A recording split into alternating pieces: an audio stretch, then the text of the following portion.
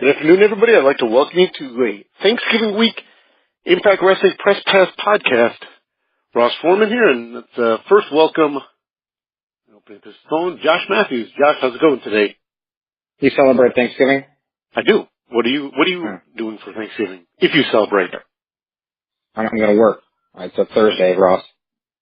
Alrighty, well, happy Thursday to you. No, I'm kidding. I'm excited for Thanksgiving. I'm excited for the Eli Drake Gravy Train Turkey Trot. Second annual, Ross. Is there any chance you will be wearing the turkey suit? Well, no, I won't be in the match. I'll be in the ring with the competitors as we get ready and have everyone take the oath so that whoever does get pinned or submitted, male or female, that they vow that they will wear the dreaded turkey suit. Nobody wants to put the turkey suit on, Ross. I can't blame anybody. That's humiliating. Can you imagine wanting to wear a turkey suit or having to wear a turkey suit? So that's Thursday, big night Thursday, and then, excuse me, we get ready for the new year and homecoming, which is, of course, takes place in Nashville on January 6th, Sunday, January 6th, and VIP packages became available just yesterday, and we were thrilled to see the number of VIP packages that flew out the door. We had to add several additional VIP packages. I can say this, and there's no reason for me to lie about this because we want to get rid of these and have everyone enjoy homecoming and be at homecoming. There's only a couple left, and I don't know if we'll release more VIP packages after these go. So once these are gone, that might be it. Literally a couple are still left for homecoming. And that just goes to show the efforts of not only the stars and knockouts of Impact, but everyone behind the scenes as well who kind of has a hand in these VIP packages, from Ross to Ashley, to everyone else that's involved in these. And they're a lot of fun. And I think that, we're at the point now where we can put the VIPs up for sale and people buy them knowing that, hey, I'm going to spend some money, but I know I'm going to have a great time. I'm going to get to interact with the stars and knockouts of Impact Wrestling, unlike any other wrestling company in the world. I'm going to get to bowl with these guys or play trivia with these guys, or I can go on and on about how I feel about our VIP packages, and I think they're great. So if you're on the fence or if you're thinking about coming and you want to experience it the best way possible, I would go grab those VIP packages while they remain for homecoming in Nashville, because they won't last.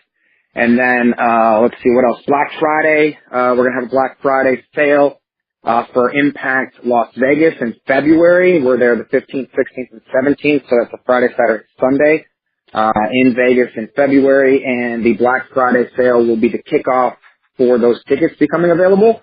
That'll be the first day that you can get them, and why not save and get your VIP packages for Las Vegas. We're going to put those up, I believe, at a 20% discount for a Black Friday.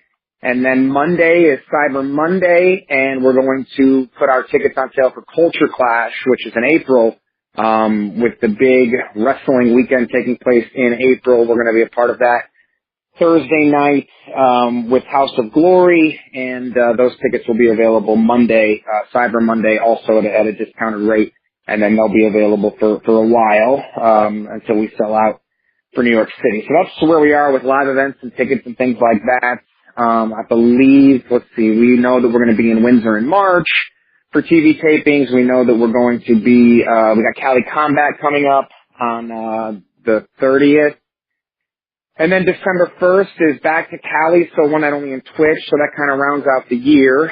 And we're looking forward to everything coming up, everything that's happening here in the States, and looking forward to more things happening in the United Kingdom next year, and just lots of planning. And the good thing is, unlike in years past, and this isn't saying anything about anybody that's been around Impact in the years past, but since we have more of a opportunity to get out in front of things. We know where we're going to be in April. We know where we're going to be in February, that we can plan more, we can do more, we can make these more special as we get going and have a lot of fun with you guys. Ross and I have been talking with the different people in Nashville and different events that we have planned.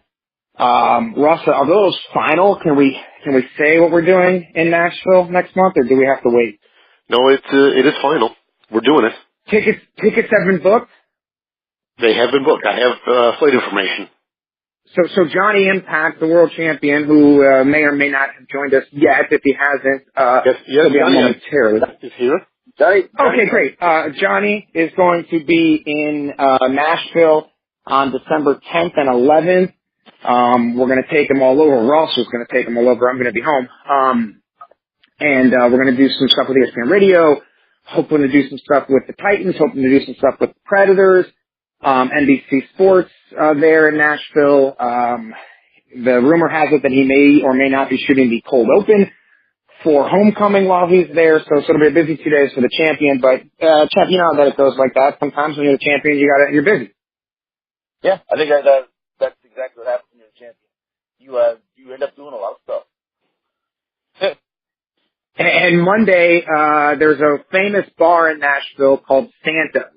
And it's a famous dive bar, but it's known around the world, and Johnny will be there Monday for a meet and greet, and maybe Ross will do some ticket giveaways, and we'll have a lot of fun in Nashville on the 10th and 11th of December. So if you're anywhere near Nashville, come on out, hang out, and Ross, I think that gets me up to date with all of our obligations, as they were.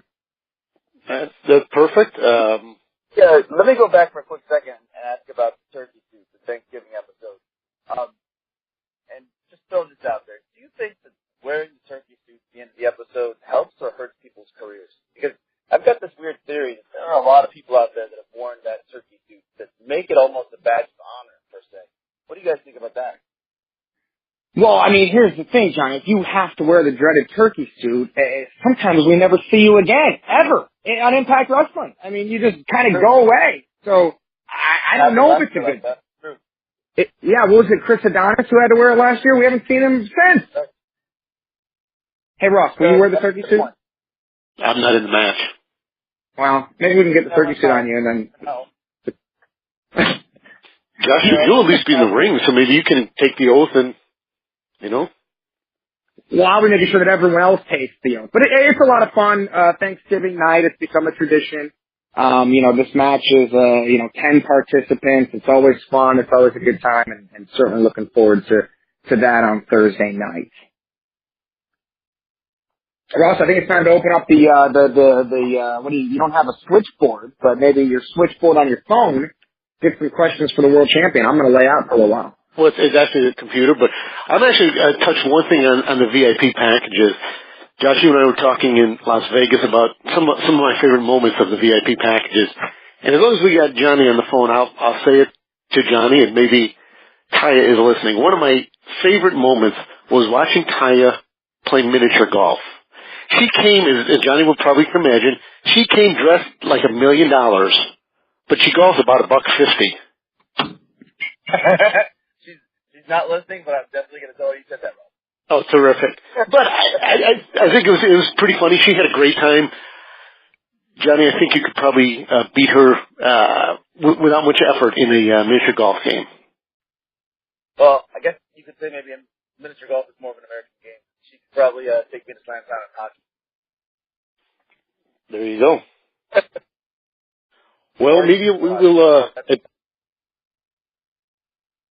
we'll open up for media questions at this point. *6 to get in queue. Please identify yourself and your media outlet.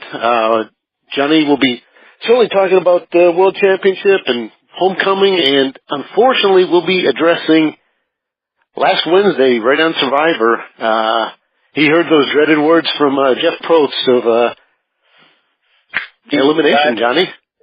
That's, the Jeff Probst catchphrase.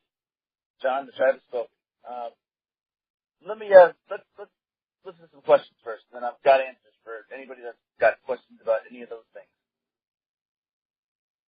Q&A session has started. To ask your question, please press *6.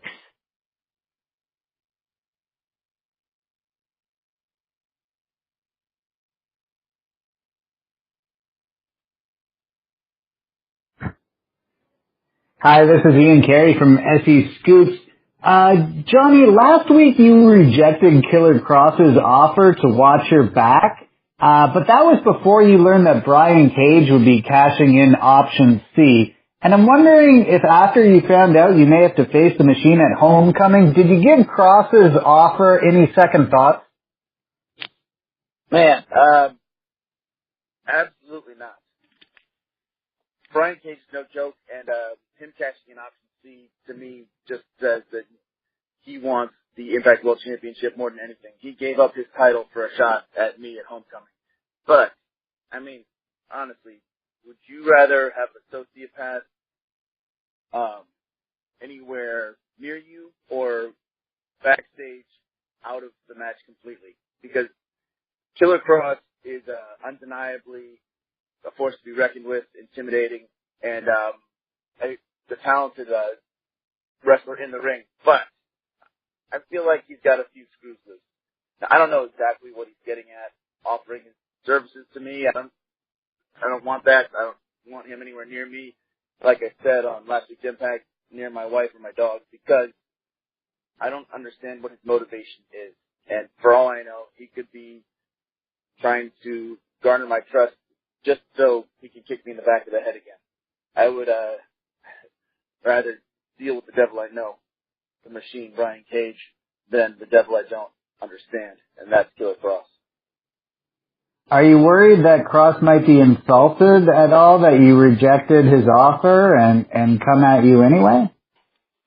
Yeah, I'm not ain't my first rodeo, of course. But again, I mean, that's just like Vampire 101. You don't invite a vampire into your house. You know what I mean? Because you know eventually they're going to try to bite you in the back of the neck. Killer Cross, I know that he is an ambitious man.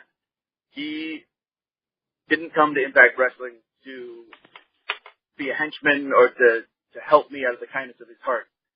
That's not him. So exactly when he would strike and what he wants, I don't know, but I ain't got time for that. Okay, that's great. Thanks very much, Johnny.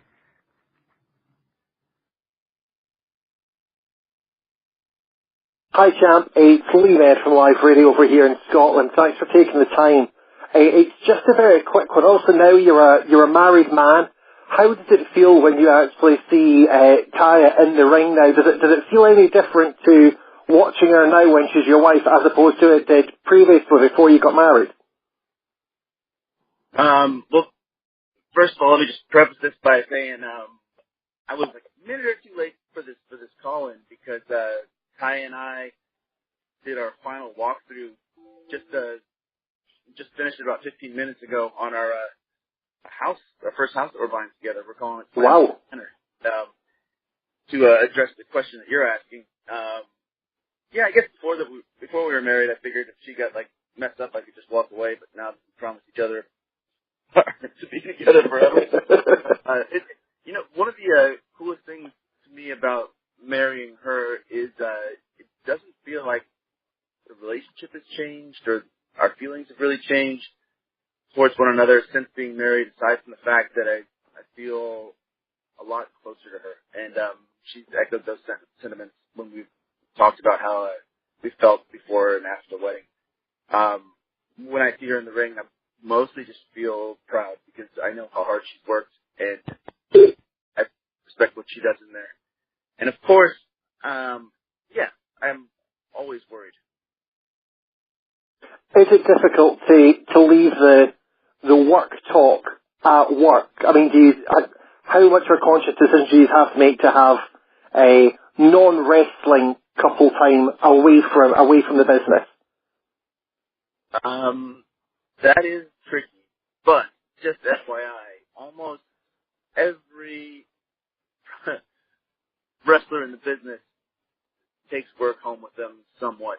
And I think that's one of the unique things about being involved in the business of professional wrestling. It's you work so hard for so long, and it requires so much training and tape study and thought outside of the ring as well as inside of the ring that if you don't take it home with you, it's hard to stay competitive. So, plus is we talk wrestling and training and technique and ideas outside of the ring at home quite a bit. And yeah, you're right. It is sometimes tough to separate. Could we expect to see some sort of behind-the-scenes Impact type of reality show on the Global Wrestling Network anytime soon? That's not a bad idea. I don't know. I mean, we are about to move into Slamtown Manor. It's anything is possible with Impact Wrestling and Anthem and everybody behind the scenes. It would be an interesting show. Thanks very much.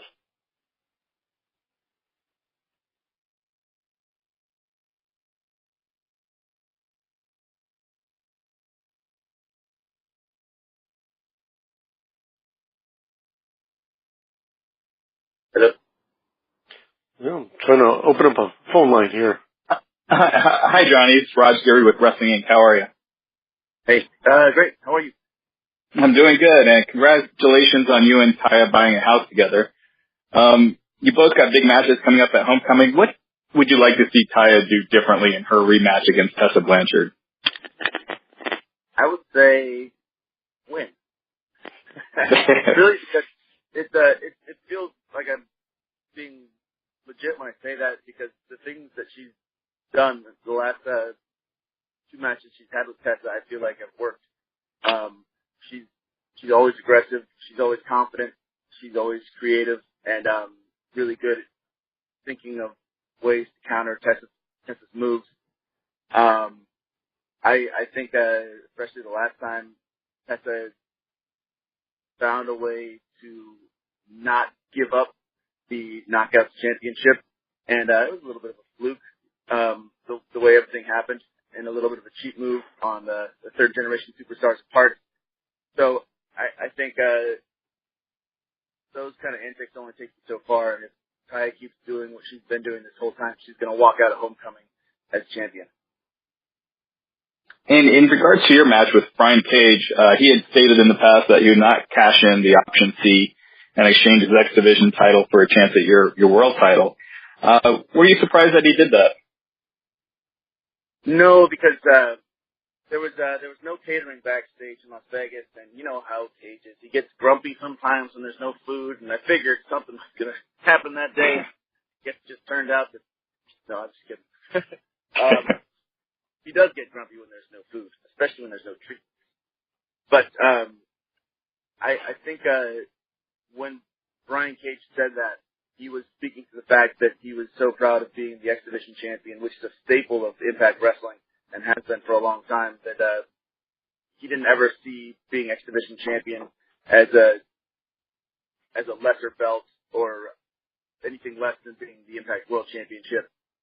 But after he successfully defended it, he, I think, realized he wanted a shot at me, at my title, because I'm someone, and the Impact World Championship is an achievement, both those things that he has not yet faced or achieved at Impact. And he's pretty much gotten everything else at Impact that he's set his sights on.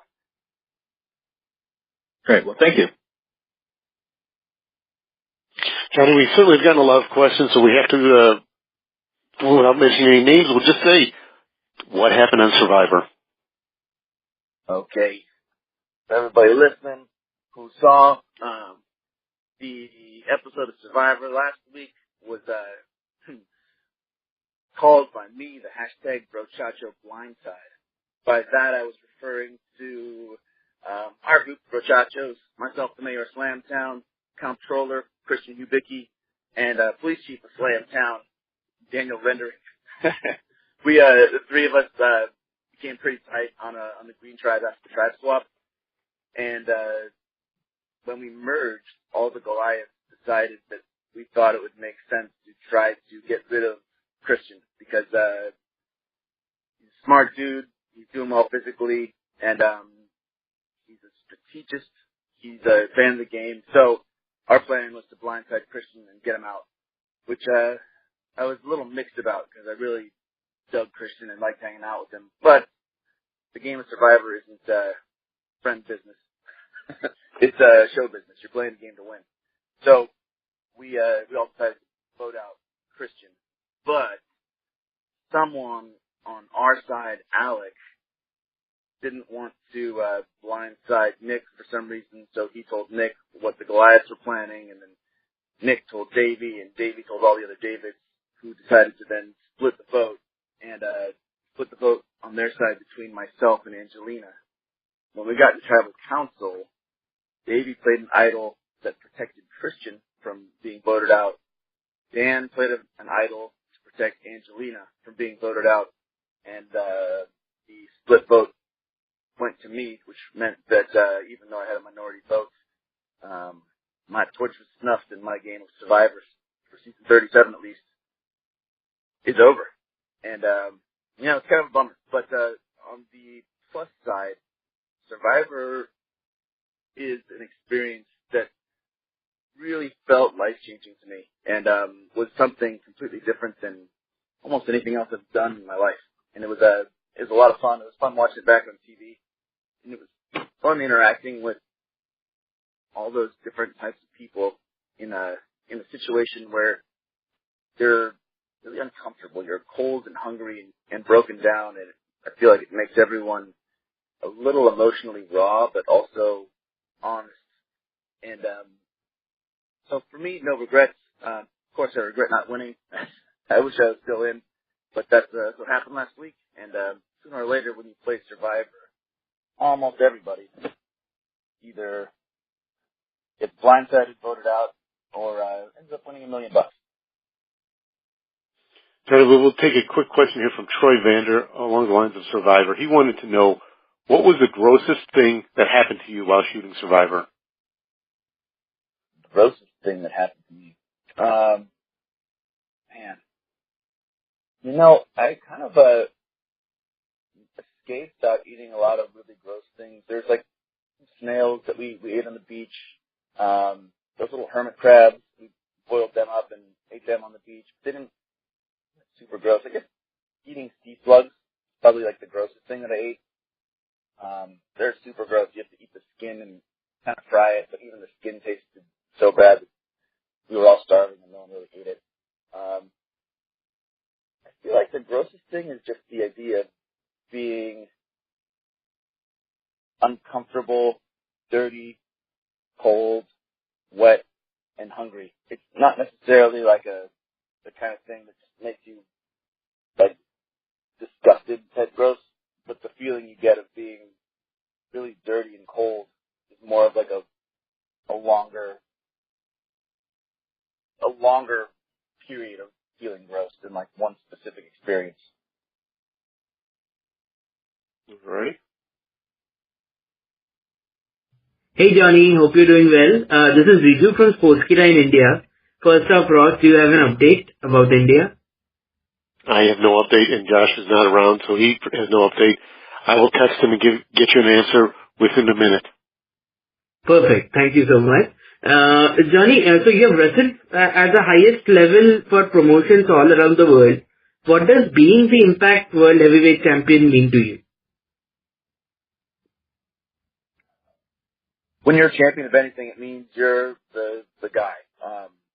You're the one pulling the wagon, so to speak, to that promotion. You're the brand ambassador. You're representing Impact. And I feel like right now I'm representing Impact. I'm the guy standing on top of the Impact Mountain, so to speak. And it's an incredible honor, especially with how talented the current roster is and the positive momentum that Impact has created and sustained, in my opinion, since Slammiversary. I feel like we at Impact are really turning around the perception of Impact Wrestling, and to be the guy leading the charge, standing in front of everyone while that change is happening is a huge honor. Okay, quick follow-up. You recently took on Phoenix and Matt Sydal in incredible matches. What did you think of both opponents? Anytime you have an incredible match, because there are two incredible opponents, pro wrestlers in the ring. And, I've said it on the record about both Phoenix and Matt Sydal that I believe that both those guys are among the most talented wrestlers in the world. At any given time, I could see either one of those guys becoming glad at the end of the match that I had with Phoenix and the match that I had with Matt Seidel that that wasn't the case, that it was me that continued to represent Impact. But having a great match with somebody involves both participants. Thank you so much. But then when you talk about Phoenix and Matt Seidel, their styles are certainly a lot more in line with your style. Talk about Brian Cage, who certainly has arguably one of the most powerful guys you've ever stepped in the ring with. Yeah, it's tough to analyze someone like Brian Cage. I mean, you could make the analogy, Brian Cage is like an army tank where I'm like a fighter jet. You could make the analogy that it's a Mack truck about to go head to head with a Ferrari. You could make all kinds of analogies, but really, Brian Cage calls himself a machine because that's how he lives his life. He eats every 2.3 hours. He has his meal prep with him all the time. He trains twice a day. He studies tapes. He tries new wrestling moves all the time to add to his arsenal. And there's things that I've seen him do that a man of his size has no business doing that I can't believe that he can do at his mass. So what I think a lot of it comes down to is there's a lot of things that and I'm being a little modest right now. I don't want to necessarily brag, but experience is going to come into play a lot at Homecoming. When it comes to wrestling someone like Brian, the idea that you're going to have to call audible and immediately change your plan of attack based on what's happening in real time is the thing that I'm better at than Brian Cage. He can bench press more than me, but I can think faster than him. I've been doing this longer than him. I've wrestled everyone all over the world, from guys like Rey Mysterio, The Undertaker, to Eli Drake, to Eddie Edwards, to The Big Show, to The Undertaker, anybody. And I've wrestled guys faster than Brian, bigger than Brian, and stronger than Brian. And I don't know if I've ever wrestled anyone with his unique combination of speed and power and creativity, but I'm planning on figuring him out in the ring before he figures me out. So eating every 2.3 hours. What is a 0.3? How many minutes is that? A 0.3 is what, 30% of an hour. So okay. 30% minutes. I just wanted to clarify. You'd have to ask Brian about that. That's his meal prep machine stuff. I just know if he doesn't eat every 2.3 hours, he gets grumpy. I mean, I'll tell you, I've been on flights with him before. We land, and he's got his meal prep, and he's like running up to like one of those restaurants at the like an airport restaurant, and he's trying to like hurriedly explain to someone at Chick-fil-A that he wants them to put his meal prep in the microwave so he can eat it immediately. And they don't really understand what he's talking about. They're probably a little intimidated because they've got this big meathead yelling at them to take the double Chick-fil-A chicken breast thing out of the microwave and zap his zucchini squash and filet meal prep. But it works for him, you know. That's that type of discipline is impressive. Hi, Johnny. It's Lee again. It was just a quick one. I mean, you're absolutely incredible, some of the stuff that you can do in and outside the ring. You have been since day one, especially the way you use your parkour skills. Now, with the new year rapidly approaching, as somebody that's thinking about getting into shape, how easy is it to get into parkour in advancing years? So specifically, if you're asking me, how could someone get into parkour? Yeah, how easy is it for an older gentleman, mid-30s, to take up parkour for a beginner? My recommendation for that would be start with a functional training regimen. I have a program called Out of Your Mind Fitness that I think it's still for sale on outofyourmindfitness.com. And my default is to recommend that because of the principles of functional training. So you get your old school bodybuilding, which is doing a lot of like heavy weights, a lot of like low rep sets, bulking up. That's old school bodybuilding. And you got CrossFit, for example, which a lot of people like, but in my opinion, sometimes it's like doing a mixed workout, if you will. Everyone does the same workout regardless of skill level.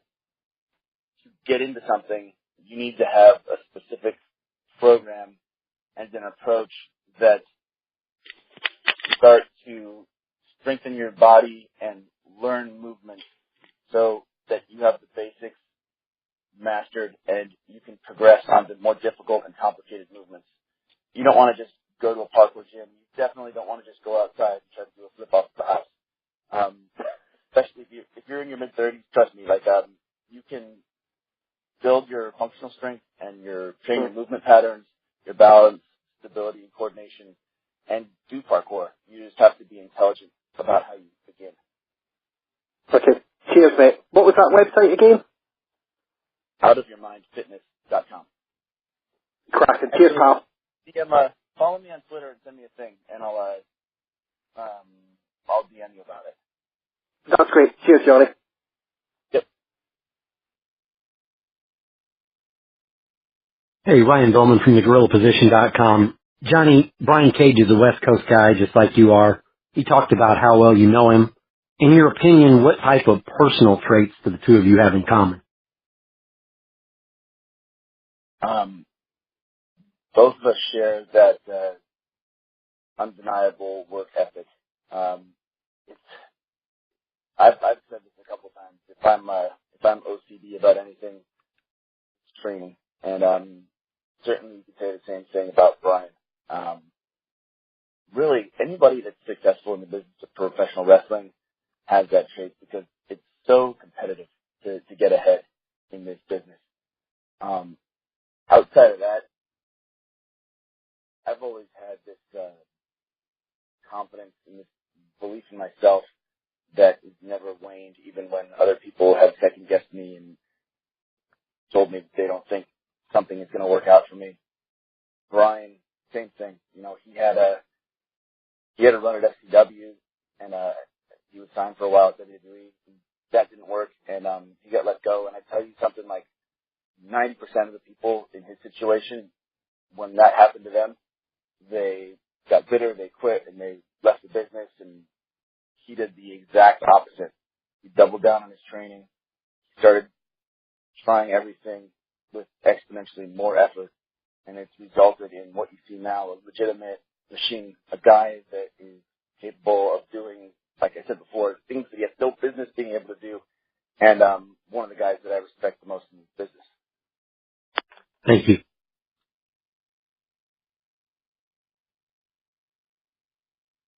Johnny, we're going to take a question from Laura B., who would like to know, very simple, how did you and Ty first meet?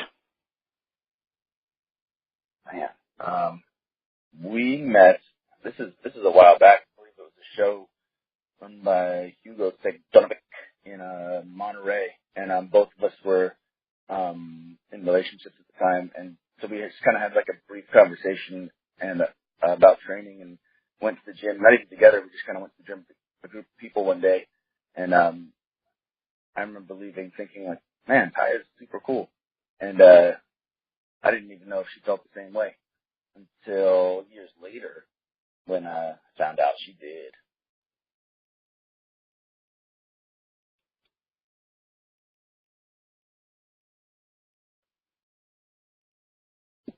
Hello, this is Carlos from ED Pro Wrestling, edpw.com. Thank you for the opportunity. So I do have a question related to your Impact career. So I know that with you signing with Impact Wrestling, do you see yourself staying with the company within like the next 2 to 3 years? Yeah, if everything that I'm visualizing happens, I see Impact growing and viewership expanding, myself staying, the current roster staying, and Impact viewers and ratings doubling, tripling, multiplying. And in that case, it would make sense for everybody to stay. Maybe even partnering, maybe even seeing more cross-promotional stuff with Impact and Ring of Honor, New Japan and Noah. But the landscape right now of pro wrestling outside WWE is so interesting because there's so many possibilities, and this idea of independent wrestlers being in charge of their own brand. I mean, I'm Johnny Impact at Impact, but next week I'm flying to Taiwan, and I'm wrestling in Taiwan as Johnny Impact, with really no affiliation with Impact Wrestling. That concept, though, I think is the future of professional wrestling, and me being plugged into Impact is a big part of my future plan. Yeah, absolutely. I just want to add like a side note. Thank you for giving me the opportunity to interview you last Sunday in person at the Las Vegas tapings. And I do want to add a side note that your name definitely has a lot of value to provide for Impact. I posted the video, got a lot of hits, even on Reddit, over 2,000 likes with that post pertaining to your interview with me. So for anyone that denies that Impact Wrestling is not in an upswing, that's proof enough that within like a couple of days I got thousands of hits. Man, I appreciate you saying that. Did you tag me in it? If you didn't. Yeah. I'll definitely tag you in it, and I would like you to see the video again. Thank you very much, and to Ross Foreman. Appreciate the connection. Great talking to you then. Great talking to you now, too. Awesome. Thank you very much. Have a good day. Thanks, Carlos. Look forward to seeing you in Nashville. Of course. Yeah, I'll be there.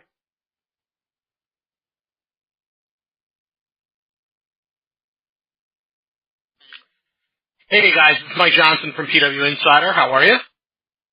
Doing great. I just want to say I would like to see Ross in the turkey suit, so let's get that on the record. No comment. Was that your only question? Should we move on to the next one there, Mike? No, I've got two questions, one wrestling and one Survivor. John, on the Jericho cruise, you and Jay Lethal intimated about a champion versus champion match. Has there been any movement made on that, or is it still kind of floating out there waiting for things to kind of come together? It's still kind of floating out there, but when people like you ask about it, I think that's the best way for it to happen. So I believe the reason that we did that is because both of us would like the chance for a match like that to happen. I'm talking about myself and Jay, and I believe that there's a lot of people in both of our companies behind the scenes that would also like to see a collaboration. So, if you guys would also like that, throw it out there. Tell Jay that myself in the Impact Zone would love to take him to Slamtown, and I'm sure whatever his equivalent of Slamtown is, him and the Ring of Honor peeps would love to see him take me there too. All right. Now on Survivor, you were talking about what it was like going through that experience. Being a professional athlete, how much more did that prepare you for the sort of run that you had to go through on the series? There was pros and cons. The biggest disadvantage I think I had was I left for Survivor about 36 hours after we finished filming season 4 of Lucha Underground. So I was in really great pro wrestling shape, low body fat, functional stuff, performance wise great, but also like pro wrestling has a lot of aesthetic built into your training. When I got out there, the change from me having my 5,000, 6,000, 7,000 calories a day and training for a couple hours a day plus wrestling, going from that to eating 200 to 300 calories a day of rice or whatever we could find, really took a lot out of me the first week or two, and my body was eating itself. And they didn't show this on camera, but there was a couple days where every time I stood up, I would kind of keel over, just pass out, my body had nothing, no fuel, and I kind of got over that and got back into the hump. And the real benefit that I feel like I got from pro wrestling and being training like a professional athlete was I never ever once felt like quitting. It was difficult. It was like you're hungry, you're cold, you're isolated, you're emotionally drained from being on all the time. But I never ever felt like it was too much or it was something that I hadn't experienced before to some degree in the world of professional wrestling. And the competitive part of me just in the back of my head always knew that there's no way that I'm going to quit this game or be too hungry or be too cold before one of these other people feel that way because they haven't gone through what I've gone through. One last thing on Survivor. While you were in the middle of the show airing, we had done an interview, and I'd asked you thoughts on your memories of the experience versus the edited product, and you were kind of handcuffed on what you could talk about because of the NDA, obviously.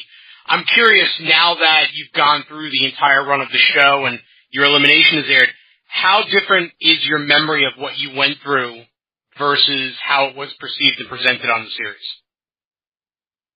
I actually have to give a lot of props to Survivor because I felt like what you see on TV is authentic. It was authentic compared to what I experienced out there. And there's a lot of stuff that I wish they'd shown on TV, but they're also dealing with the reality of condensing like sometimes over 1,000 hours of footage into a 42-minute TV episode. But there's tons of confessionals. Dave Stewart climbing trees, Christian on Tribe Tiva, but all that stuff I understand why they didn't include it in the show because each show's got this central narrative, and you have to build around that central narrative to support the story that you're telling of the episode. And what I do think they did a good job of is including only the essential story bits. And for me, at least, and I can't speak for anyone else, so just for me, I felt like they portrayed me on TV in a similar way to how I felt out there and how I felt I was perceived out there, which I guess is good because it means they have self-aware. I feel like I had a good sense of what other people thought of me, and watching it back, I felt like I was pretty authentic. Would you want to do the series again if it was offered to you? Oh man, that'd be my immediate response to that is yes, absolutely. But the real question is time-wise, like how to fit it into the schedule. I mean, this season 37 just worked out. Like, I mean, it didn't even work out amazingly. I had to force it to fit in the schedule. But 36 hours after season 4 of Lucha Rap, I flew to Fiji. Impact Wrestling was nice enough to rearrange a lot of the taping schedule to accommodate Survivor because they knew that I really wanted to do the show. And Kira especially was nice enough to understand that doing Survivor was really important to me, and she was okay with me going, even though our wedding was planned, and we got married about 10 days after I returned from Survivor. So finding another window like that to fit in an 8-week adventure for me is tough with my schedule, but experience-wise, yeah, I mean, you know, like especially when you watch it back, get nostalgic and you think about all the things that you could do different. And if I did it again, I know I would play a much more strategic game. All right, thanks so much for the time, and Ross, gobble gobble.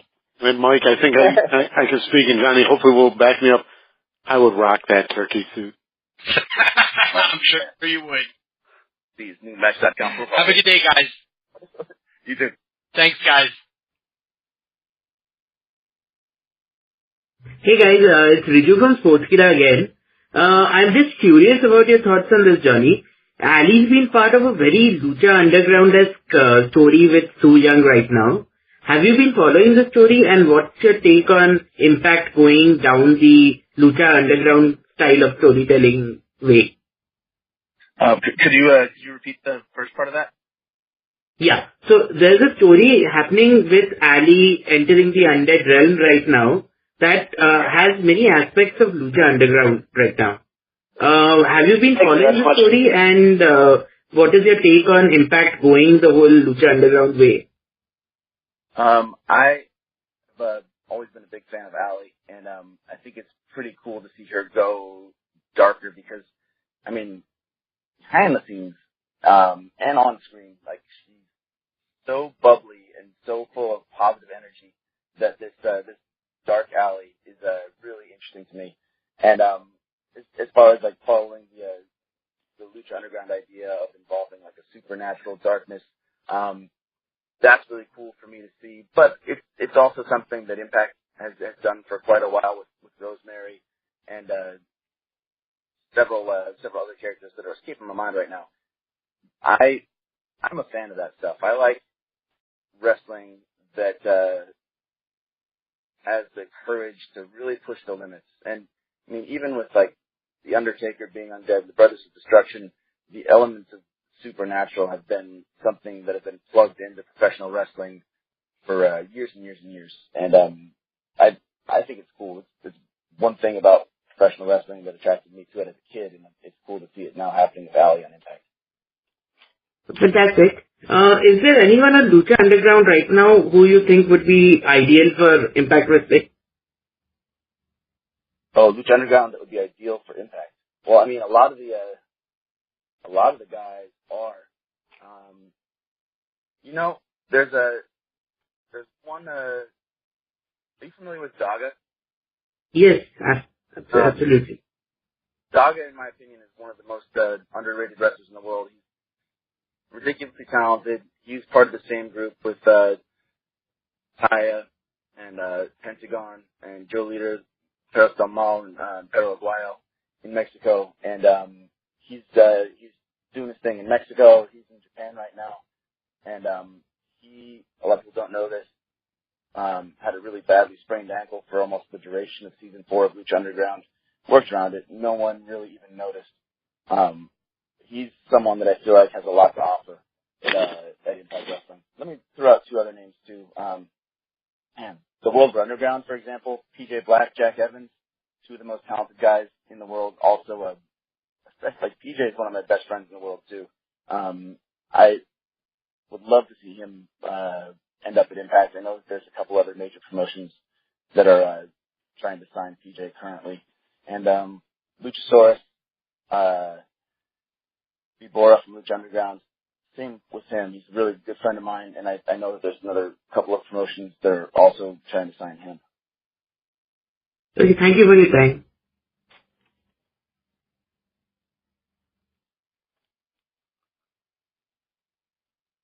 Hey, Ryan Bowman from thegorillaposition.com again. Just a couple quick things. The Asylum is so much an important part of the company's history.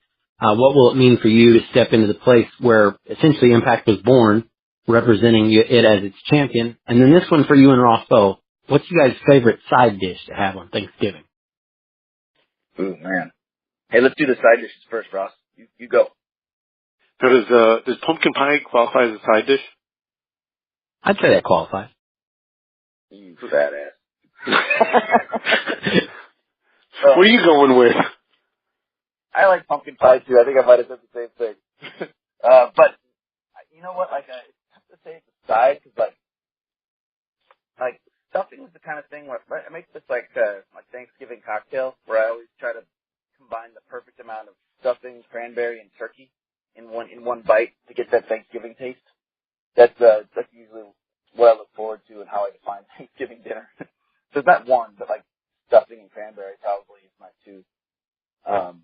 With regard to going back to Nashville and the Asylum, the building, and the roots of where Impact came from, man, yeah, absolutely. Walking into that building as Impact World Champion feels like an honor. Also, the idea that event. If you'd like to ask a question, please press 1 to add your request has been received. Option C, which Option C to me is a uniquely Impact Wrestling made concept. It's an original Impact Wrestling concept.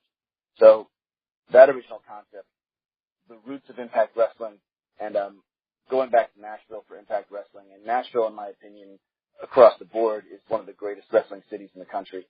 So I mean, I could talk circles around that question for a long time, but really the answer is it's an honor. Okay, thanks, you guys. Have a great holiday. You too. Hey, Ryan, before you run up, what's your favorite side dish for Thanksgiving? Yeah. Now you're on the hot spot. I'm going to go mashed potatoes, but you have to have the yellow turkey gravy on it, not brown gravy. That's a family tradition here in Southern Illinois, so we're going with that. Fair enough. Take care, guys. All right. You may now ask your question. Hey, Johnny, it's James from Wrestling Epicenter. How you doing today? Doing great. All right. So when I spoke to you a few times ago, you mentioned that your Impact theme song, you were trying to write lyrics for the song.